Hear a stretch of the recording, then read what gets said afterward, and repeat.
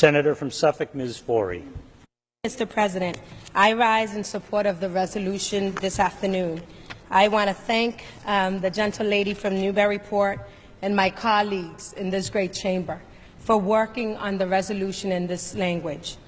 We know that this is not a partisan issue, so Republicans and Democrats stand united in supporting this resolution and standing up and saying we, as Americans, believe in equality. We, as Americans, believe in opportunity, that we, as Americans, believe in the immigrant story. And that's very important, because all of us are immigrants. Maybe not in the last 10 years, 40 years, generations. We are all immigrants because our families came here from somewhere else in search of opportunity.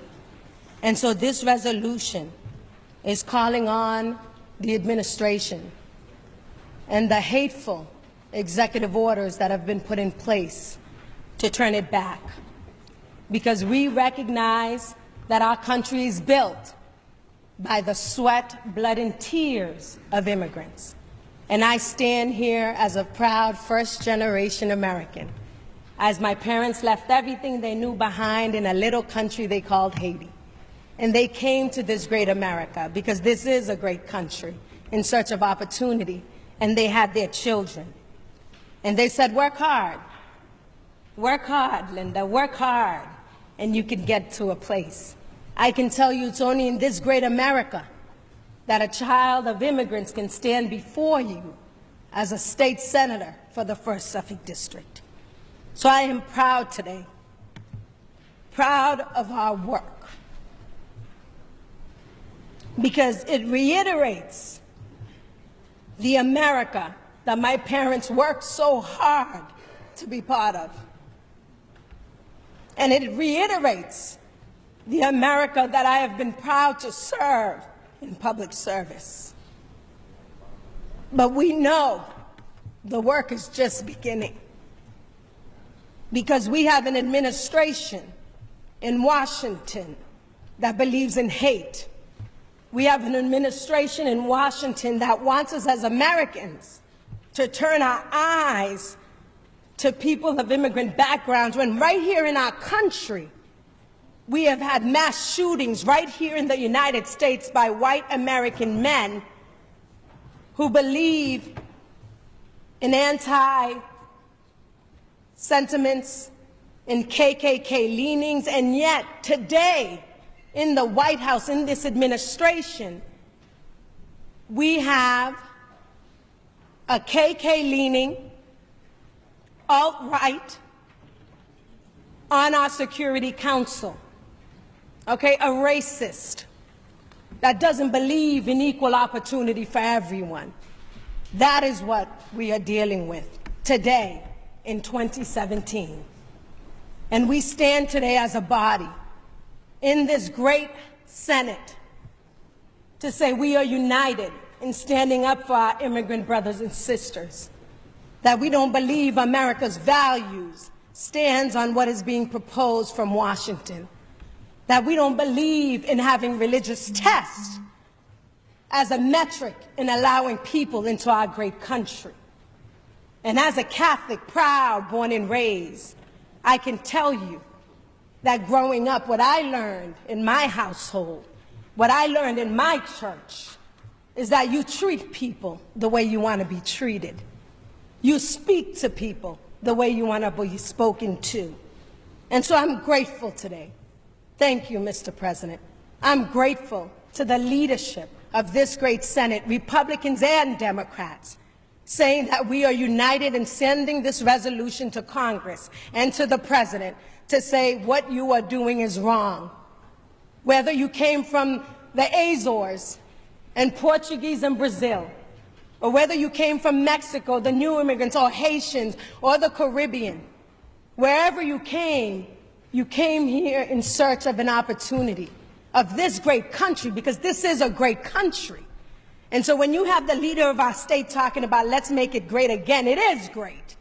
Can it be better? Of course it can. But this is a great country. Only here in America can we achieve these incredible opportunities.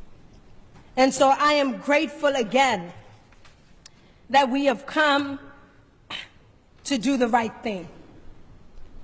But I feel that we have not learned quite yet of our past anti-immigrant sentiments, where it was common to see Irish and Catholic signs need not apply. Catholic, no Irish, no dogs on the Boston Common, signs that we were able to see here in the late 1800s when the Irish came, right? Where the Japanese internment camps were state-sponsored and our schools were separate but equal. We have to remember this because history is critical. And we have someone in the administration, in the federal government, does not believe, obviously, in history. Needs to probably do a little bit more reading in terms of where we've come from and where we're going. But as history has shown us, their recent executive orders are the beginning of a slippery slope, and we do not want to be on the wrong side of justice. The recent court rulings have remained a silver lining in the dark cloud of regressive and detrimental policy coming from the administration. But the mobilization, amazing, inspiring, the mobilization of Americans, all Americans coming together to say, wait, to say stop, to ask questions.